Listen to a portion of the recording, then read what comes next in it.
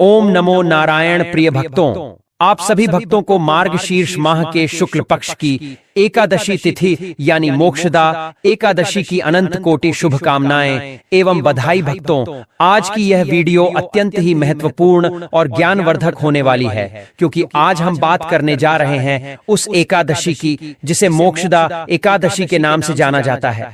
ये वही एकादशी है जिसे समस्त एकादशियों में सबसे श्रेष्ठतम एकादशी होने का सौभाग्य प्राप्त है। कहा जाता है कि इस दिन भगवान श्री हरि विष्णु की पूजा आराधना करने से एवं व्रत को करने से व्यक्ति जन्म मृत्यु के बंधन से मुक्त होकर बैकुंठ धाम को जाते हैं।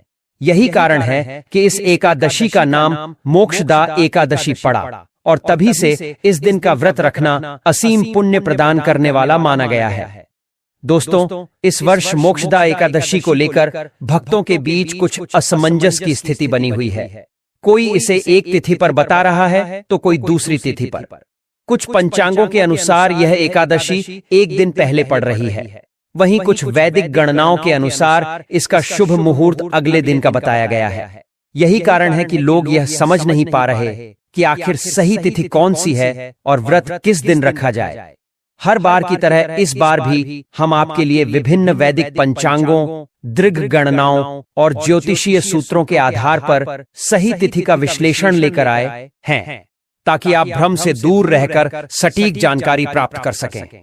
क्योंकि जैसा कि आप जानते हैं, जब भी एकादशी तिथि 2 दिनों में पड़ती है तो एक दिन साधु संतों और तपस्वियों के लिए होती है और दूसरा दिन गृहस्थ लोगों के लिए। ऐसे में यह निर्णय करना कि किस दिन व्रत रखना अधिक फलदायक रहेगा आसान नहीं होता। इसीलिए आज हम जानेंगे कि इस वर्ष की मोक्षदा एकादशी किस तिथि पर आरंभ होगी, किस तिथि को इसका समापन होगा और वैदिक नियमों के अनुसार गृहस्थ लोग कौन से दिन व्रत रखकर भगवान श्री हरि विष्णु की आराधना करें ताकि उन्हें पूर्ण फल की प्राप्ति हो। भक्तों, इस एकादशी का महत्व अन्य सभी एकादशियों से कहीं अधिक बताया गया है, क्योंकि यह वह तिथि है जब धर्म, सत्य और भक्ति का पुनर्जागरण हुआ था। ऐसा माना जाता है कि जो भी व्यक्ति इस दिन व्रत रखकर भगवान श्री हरि विष्णु और माता लक्ष्मी जी की पूजा करता है, उसके समस्त पाप नष्ट हो जाते हैं और उसे जन्म मृत्यु के चक्र से मुक्ति प्राप्त होती है। शास्त्रों में स्पष्ट कहा गया है कि मोक्षदा एकादशी का व्रत न केवल मोक्ष प्रदान करता है, बल्कि जीवन में रुके हुए कार्यों को गति देता है, दुर्भाग्य को दूर करता है और व्यक्ति के भाग्य के द्वार खोल देता है। भक्तों, आप सबको यह जानकर आश्चर्य होगा कि इस एकादशी के व्रत का प्रभाव इतना प्रबल है कि इसे रखने मात्र से व्यक्ति को सैकड़ों यज्ञों का फल प्राप्त होता है। यह व्रत सांसारिक बंधनों से मुक्ति दिलाता है और हर प्रकार की मानसिक, शारीरिक व आर्थिक बाधाओं को समाप्त कर देता है। जिन लोगों के जीवन में नकारात्मकता, दुर्भाग्य या रोग दोष विद्यमान हो, उनके लिए यह तिथि विशेष रूप से शुभ मानी गई है। अब यह सवाल स्वाभाविक रूप से उठता है कि आखिर इस वर्ष की मोक्षदा एकादशी किस दिन पड़ने जा रही है? कौन सी तिथि गृहस्थों के लिए व्रत योग्य रहेगी और कौन सी साधु संतों के लिए? क्योंकि जब पंचांगों में भेद उत्पन्न होता है तो सामान्य भक्तों के लिए यह तय करना कठिन हो जाता है कि किस दिन व्रत करना अधिक फलदायक रहेगा। इसी रहस्य को हम आगे उजागर करेंगे, जहां हम आपको बताएंगे कि वैदिक दृष्टि से कौन सी तिथि सर्वश्रेष्ठ मानी गई है और इस वर्ष की मोक्षदा एकादशी का वास्तविक शुभ मुहूर्त कौन सा रहेगा। इसलिए भक्तों, इस वीडियो को अंत तक अवश्य देखें, क्योंकि आगे हम विस्तार से बताएंगे कि इस दिन कौन कौन से नियमों का पालन करना चाहिए, किन चीजों का सेवन नहीं करना चाहिए और कौन से ऐसे दुर्लभ उपाय हैं जिनसे भगवान श्री हरि विष्णु और माता लक्ष्मी जी की असीम कृपा शीघ्र प्राप्त की जा सकती है। तो भक्तों, वीडियो को अंत तक जरूर देखिएगा।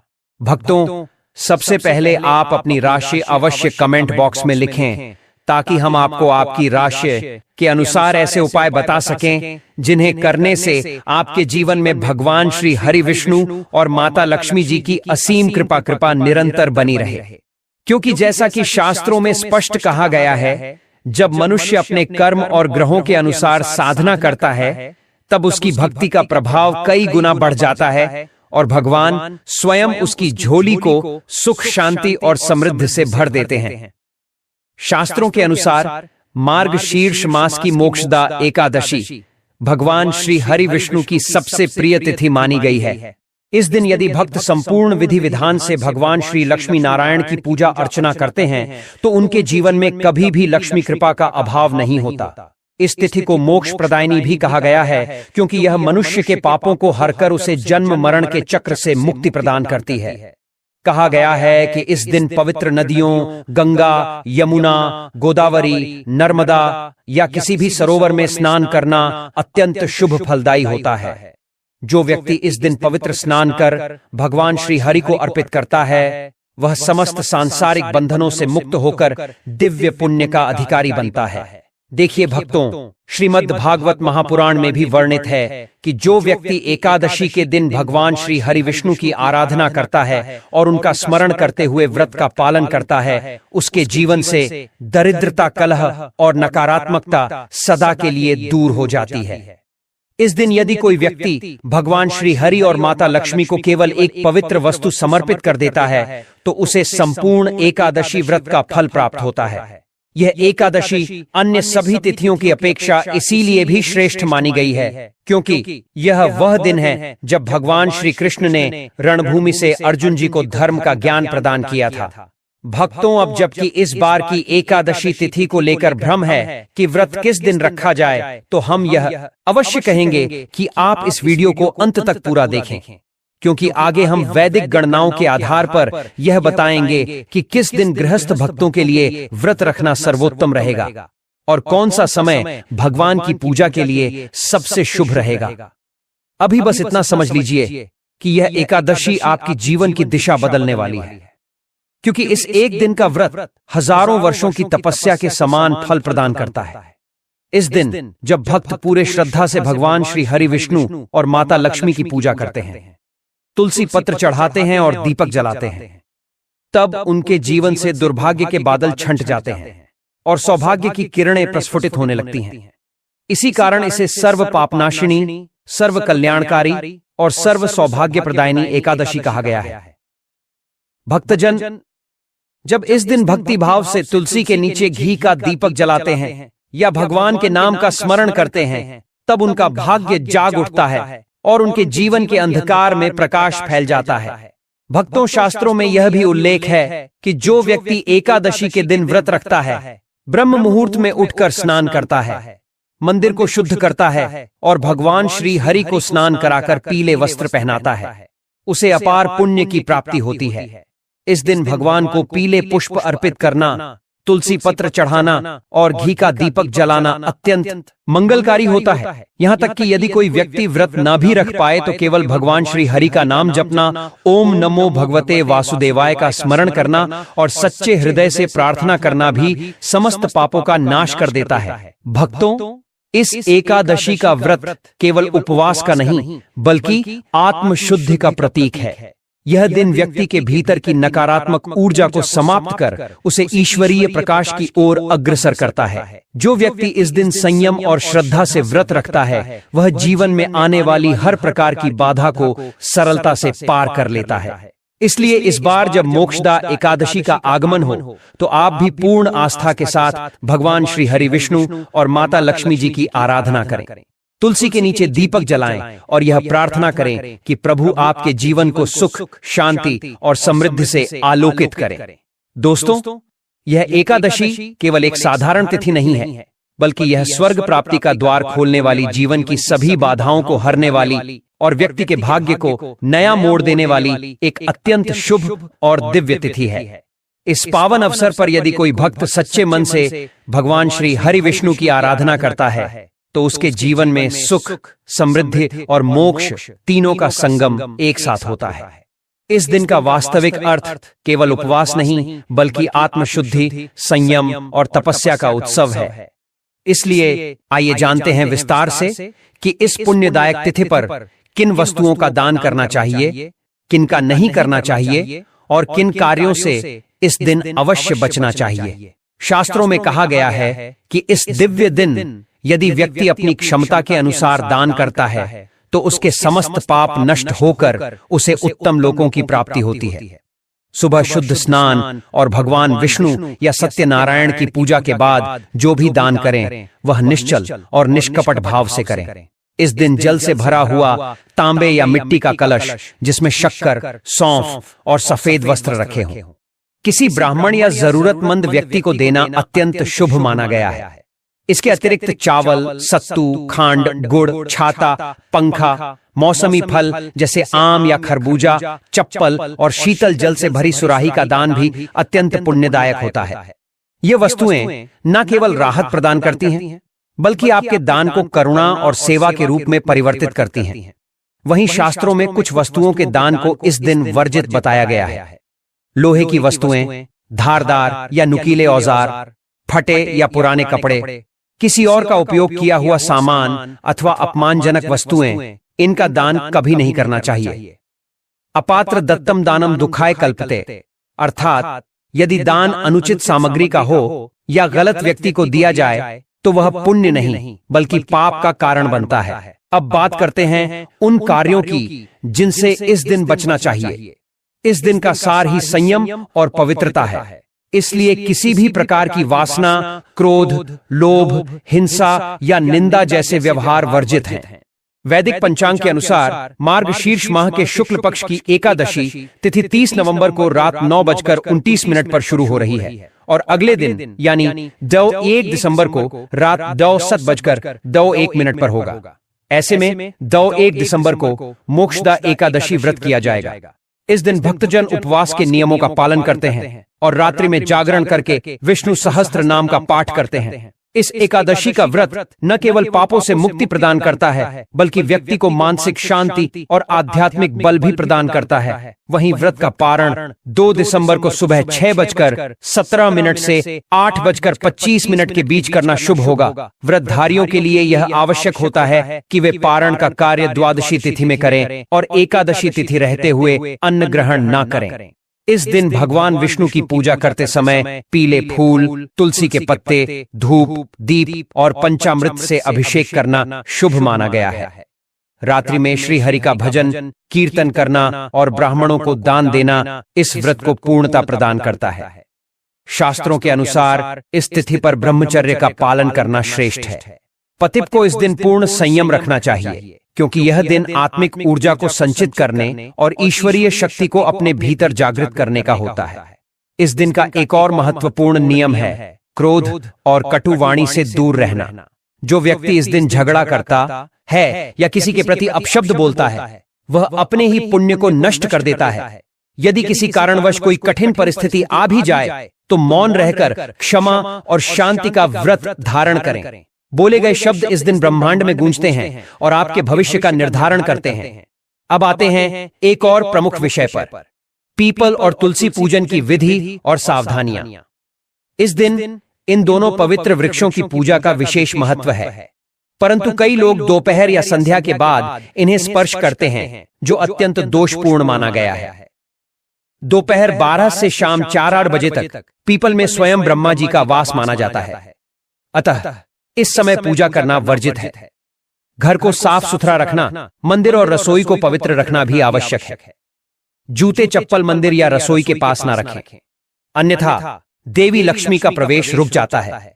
इस दिन बुजुर्गों, ब्राह्मणों, गौमाता और बच्चों की सेवा विशेष पुण्यदायक मानी गई है। जो व्यक्ति अपने माता पिता, गुरु या वृद्ध जनों का अनादर करता है उसकी पूजा भी निष्फल हो जाती है। एक और गलती जो नहीं करनी चाहिए, झूठ बोलना, चुगली करना या छल करना। पुत्रदा, एकादशी के दिन मन, वचन और कर्म से पूर्ण शुद्ध रहना आवश्यक है। यदि कोई व्यक्ति केवल बाहरी पूजा करता है लेकिन भीतर से छल और पाखंड से भरा है तो भगवान उसकी भक्ति स्वीकार नहीं करते। इस दिन गरीबों को अन्न, वस्त्र, जल, छाता, फल और मिठाई का दान करना अत्यंत शुभ होता है। जो भक्त ऐसा करते हैं उनके जीवन में दरिद्रता का नाश होता है और भाग्य के द्वार खुल जाते हैं। तुलसी माता की पूजा इस दिन विशेष रूप से करनी चाहिए। प्रातः स्नान के बाद स्वच्छ वस्त्र धारण करें, तुलसी के पौधे के समीप दीपक जलाएं, पुष्प अर्पित करें और भगवान श्री विष्णु की आराधना करें। यदि घर में नकारात्मकता या नजर दोष है तो तुलसी जल का छिड़काव पूरे घर में करें। विशेषकर पूजा स्थल, रसोई और शयन कक्ष में ध्यान रखें। एकादशी के दिन तुलसी के पत्ते तोड़ना वर्जित है, अतः पत्ते एक दिन पूर्व ही तोड़कर रख लें। इस दिन ब्रह्म मुहूर्त में एक विशेष उपाय किया जाता है। स्नान के बाद पीले वस्त्र पहने, भगवान नारायण की मूर्ति को पीले वस्त्रों में स्थापित करें और उनके समक्ष गाय के घी का दीपक जलाएं। उस दीपक में थोड़ा केसर, कपूर और हल्दी डालें।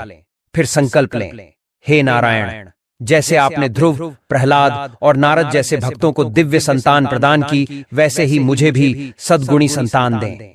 इसके पश्चात 108 बार ओम नारायणाय नमः मंत्र का जप करें और दीपक की लौ को निहारते हुए अपनी मनोकामना करें। ऐसा करने से संतान संबंधी सभी दोष और बाधाएं शीघ्र समाप्त हो जाती हैं। इस प्रकार यह एकादशी केवल व्रत नहीं बल्कि जीवन में शुभ परिवर्तन लाने वाली आध्यात्मिक साधना है। जो भी भक्त इस दिन श्रद्धा, संयम और पवित्रता से पूजा करता है, उसके जीवन में भगवान विष्णु और माता लक्ष्मी की कृपा सदा बनी रहती है। मोक्षदा एकादशी की रात्रि को किया जाने वाला यह अत्यंत रहस्यमय और प्रभावशाली उपाय शास्त्रों में अत्यंत गूढ़ फल देने वाला माना गया है। इस पावन रात्रि में जब समस्त ब्रह्मांड में विष्णु ऊर्जा का संचार होता है, तब तुलसी माता के समक्ष दीपक जलाकर श्री सूक्त और नारायण सूक्त का श्रद्धा पूर्वक पाठ करना अत्यंत शुभ फल प्रदान करता है।